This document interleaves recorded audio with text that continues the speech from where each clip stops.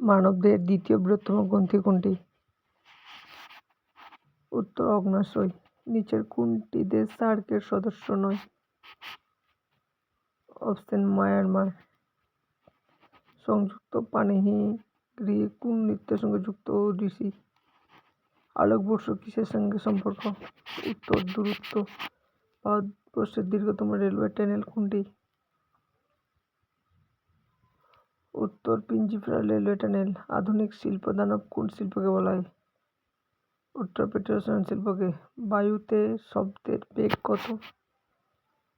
উত্তর 332 metre per second. এগ্রোকালেটিভ India বইটি কার লেখা? উত্তর অমর্ত্য সেন। বিশ্ব ব্রেল দিবস কবে পালিত হয়?